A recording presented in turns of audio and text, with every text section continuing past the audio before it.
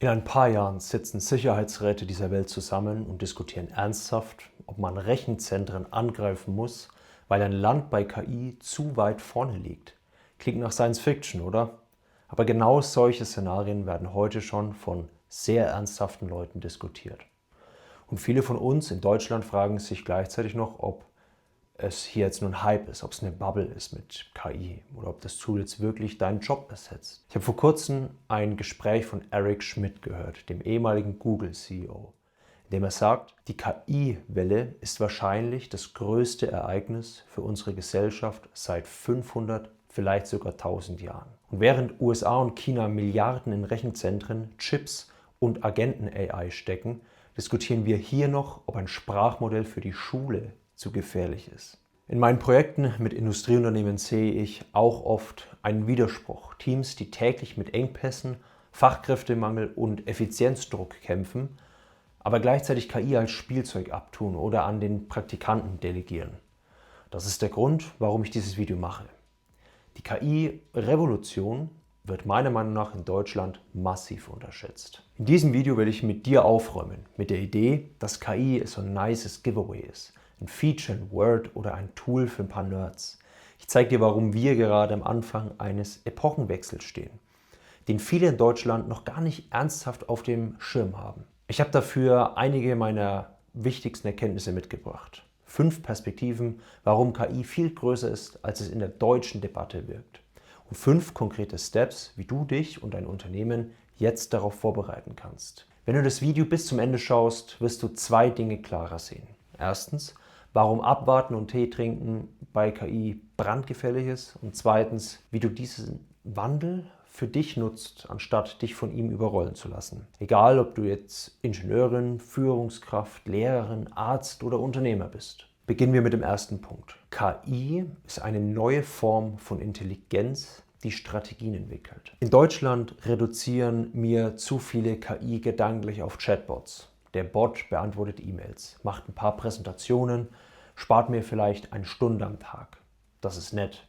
Aber es ist eher die Oberfläche als der eigentliche Kern. Was im Hintergrund passiert, Systeme wie AlphaGo haben vor Jahren schon Züge erfunden, auf die in 2500 Jahren Menschheitsgeschichte noch niemand gekommen ist. Heute entwickeln Agenten KI-gestützte Strategien, planen in mehreren Schritten voraus, testen Optionen durch und optimieren ständig nach in Biologie, Logistik, Forschung und auch Softwareentwicklung. In einem unserer Projekte habe ich mal ein System genutzt, das nicht nur Ideen für KI-Use-Cases generiert, sondern auch Roadmaps baut.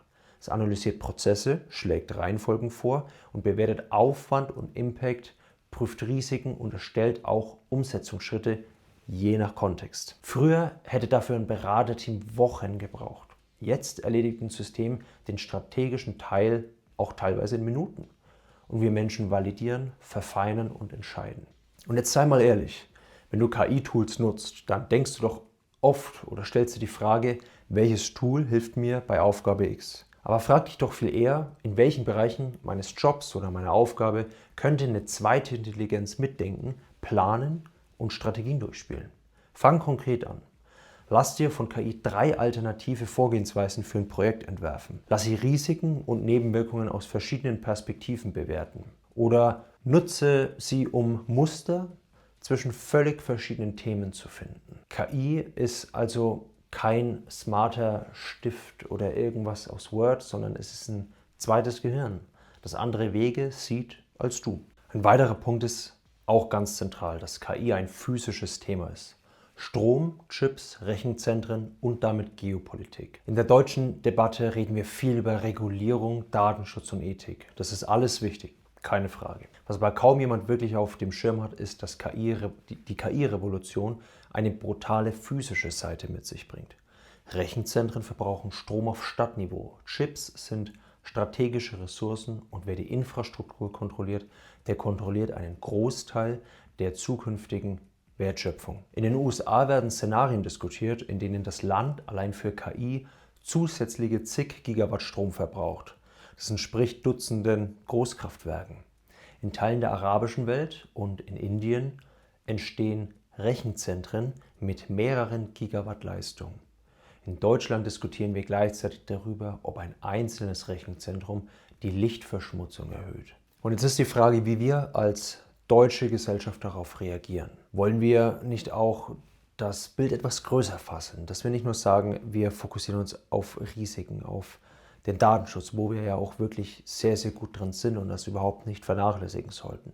Ich bin nur der Meinung, wir sollten das Bild größer fassen, um auch noch weiterhin in Zukunft wettbewerbsfähig zu sein. Und wenn du jetzt Verantwortung trägst im Unternehmen, in der IT oder auch in der Politik, dann stell dir die 3 Fragen. Erstens, wo steht unsere Recheninfrastruktur in 5 Jahren? On-Prem, Cloud oder in einer hybriden Variante? Zweitens, haben wir eine Strategie, wie wir den Energiebedarf der KI, Use Cases und Anwendungen decken, ohne unsere Nachhaltigkeitsziele zu zerlegen? Drittens, mit welchen Partnern sichern wir uns Zugang zu Chips, zu Rechenzentren und Know-how, statt in 5 Jahren teure KI-Importe fertig aus Übersee zu kaufen? Das heißt also, KI läuft nicht im luftleeren Raum. Sie läuft auf Hardware wie Strom und Chips. Wer das unterschätzt, verliert Handlungsfähigkeit. Wir bleiben mit dem nächsten Punkt auch im Unternehmen, weil Agenten KI wird Geschäftsprozesse steuern und nicht nur die Assistenzaufgaben. Heute sehen viele Unternehmen die KI so wie einen Praktikanten, dass man eine Zusammenfassung machen soll oder baue mir die Folie. Aber die wahre Wucht entsteht, wenn KI Agentenprozesse end-to-end übernehmen. Sie holen Daten, prüfen Regeln, sprechen mit anderen Systemen und lösen Folgeaktionen aus. Das koordiniert sich dabei untereinander in natürlicher Sprache. Eric Schmidt, der Ex-CEO von Google, beschreibt die Zukunft, in der du Agenten für alles hast. Einen für Beschaffung, einen für Produktion, einen für Kundenservice, einen für Compliance. Und diese Agenten sprechen miteinander. Sie handeln Konflikte aus, planen Szenarien, stoßen Bestellungen an und schlagen dir nur noch die Entscheidungen vor. Ich persönlich finde das super spannend, weil du kannst heute schon deine Entscheidungen so bauen, dass sie auch in Zukunft in dieser Agent World funktionieren. Denk also in Prozessen. Welche Abläufe in deinem Unternehmen haben klare Regeln, viele Medienbrüche und wiederkehrende Entscheidungen? Wo könntest du Agenten definieren, die jeweils einen klaren Verantwortungsbereich bekommen und auch mit glasklaren Guidelines? Starte da mal mit einem kleinen Prozess, zum Beispiel Reklamationsbearbeitung oder Monatsreporting und baue dort einen ersten Agentenflow auf. Die spannende Frage ist weniger, was kann jetzt hier in ChatGPT, sondern welche deiner Prozesse könnte morgen ein Team aus KI-Agenten steuern. Der nächste Punkt bringt mich zu einem Thema, wo wir Deutschen in der Champions League mitspielen. Weil wir können KI nicht anhalten, wir brauchen Leitplanken, Abschaltkriterien und echte Aufsicht. In Deutschland gibt es oft wieder die Extreme, dass wir sagen, die einen wollen KI aus Sicherheitsgründen am liebsten stoppen weltweit und die anderen wollen alles freigeben und hoffen, dass schon nichts Schlimmes passiert. Auch hier ist wieder beides unrealistisch. In einem globalen Wettbewerb wird niemand freiwillig stehen bleiben. Da laufen andere 100%ig weiter. Eric Schmidt spricht von klaren roten Linien. Systeme, die sich unkontrolliert selbst verbessern, Systeme, die Zugang zu Waffen oder kritischer Infrastruktur haben, Systeme, die beginnen, sich selbst zu vervielfältigen und spätestens dort muss es die Option geben, den Stecker zu ziehen, bildlich gesprochen natürlich. Und diesen Stecker ziehen in einem dezentralen System ist nicht realistisch. Daher für dich jetzt ganz konkret in dem Handlungsumfeld, in dem wir uns befinden, die Empfehlung: Definiere für dein Unternehmen klare KI-Guidelines, was darf automatisiert werden und was braucht noch ein Human in the Loop. Lege auch Abschaltkriterien fest. Ab welchem Verhalten wird ein System pausiert oder überprüft? Fordere auch von Anbietern nachvollziehbare Herkunft von Daten, das nennt sich Provenance, und ein Monitoring, das du verstehst. Also keine Blackbox mit irgendwelchen Marketing-Slides. Das heißt also, Verantwortung in der KI-Ära heißt nicht stoppen oder durchwinken, sondern steuern mit klaren Leitplanken und auch Exit-Optionen für dein Unternehmen. Ein weiterer Punkt ist, dass KI eine Chance ist, die demografische Krise zu managen, wenn wir sie denn nutzen. In Deutschland dominiert oft die Angst vor Jobverlust. KI nimmt uns die Arbeit weg. Und realistisch betrachtet haben wir ein ganz anderes Problem.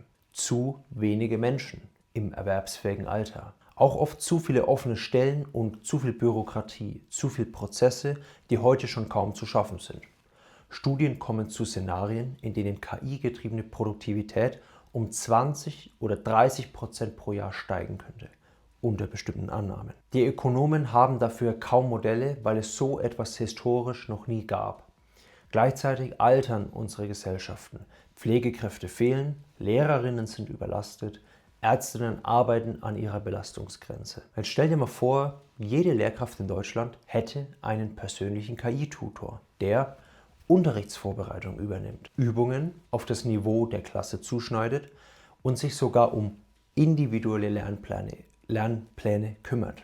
Oder jede Hausarztpraxis hätte einen KI-Assistenten, der Befunde strukturiert, Leitlinien anwendet, Alternativen vorschlägt und Dokumentation übernimmt. Das nimmt niemandem die Verantwortung, erhöht aber massiv die Schlagzahl. Wenn du jetzt Angst vor Jobverlust durch KI hast, dann dreh die Perspektive. Frag dich, welche Teile meines Jobs sind standardisierbar und könnten von KI übernommen werden und welche Teile werden dadurch wertvoller, weil sie menschlich bleiben. Bau dir auch einen persönlichen KI-Stack. Das ist ein sehr spannendes Thema. Also ein System für Recherche, eines für Text, für Datenanalyse und eins für Lernplanung. Und nutze KI jeden Tag bewusst wie ein Exoskelett für deinen Kopf. Du bleibst der oder die Verantwortliche, KI verstärkt deine Wirkung. Das heißt also, KI nimmt dir nicht die Arbeit, sie nimmt dir das ab, was dich heute davon abhält, deinen eigentlichen Job gut zu machen. Und meiner Meinung nach kannst du diese 5 Learnings jetzt mit dir mitnehmen. Und dann siehst du auch KI nicht mehr so als Spielerei, sondern hoffentlich als neue, mächtige Ebene von Intelligenz, die auch auf Rechenzentren, Energie und Geopolitik aufsetzt, aber gleichzeitig deinen Alltag berührt, in Projekten, im Unternehmen und in der Gesellschaft. Du verstehst auch, dass wir in Deutschland nicht die Rolle des passiven Zuschauers einnehmen dürfen, weder in der Technik noch in der Regulierung, noch in der Frage, wie wir als Gesellschaft mit Autonomie, Freiheit und Sicherheit umgehen. Und was ich auch hoffe, ist, dass du spürst, dass Abwarten hier bedeutet, deine eigene Relevanz und die Wettbewerbsfähigkeit deiner Organisation zu verspielen. Die KI-Revolution wird in Deutschland unterschätzt, aber sie wartet nicht darauf, bis wir fertig diskutiert haben. Und daher ist für mich KI ein Epochenwechsel, der deine Entscheidungen heute schon verlangt. Und das nicht erst in 10 Jahren. Fang klein an, aber fang bewusst an. Nutz KI täglich, um es zu verstehen. Denk in Prozessen und Agenten, fordere klare Leitplanken und sieh in KI eine Antwort auf unsere größten Herausforderungen. Produktivität in einer alternden Gesellschaft. Sieh das Ganze auch wie ein Marathon mit täglichen kleinen Etappen. Du musst nicht alles sofort verstehen, aber du sollst heute anfangen, deine eigene Trittfrequenz zu finden. Wer KI auch konsequent nutzt, dem wird in den nächsten Jahren enorm an Wirkung beigeschrieben und auch gewonnen. Aber wer es ignoriert, der läuft Gefahr, unsichtbar zu werden. Falls ich dich mit dem Thema abholen konnte, dann freue ich mich über ein Like und auch einen Kommentar über das Thema, wie wird KI in deinem Umfeld denn gerade gesehen? Ist es übertrieben gehypt oder massiv unterschätzt? Und welche Frage zu KI, Strategie oder Karriere soll ich in einem der nächsten Videos mal aufgreifen? Wenn du mehr zu diesen Themen wissen willst, KI, Industrie und Karriere im Engineering und auch in der Beratung, dann abonniere doch gern meinen Kanal. Wir stehen mitten in der spannendsten Zeit unserer Arbeitswelt. Lass uns dafür sorgen, dass du vorne mit dabei bist. Bis dahin, haut rein.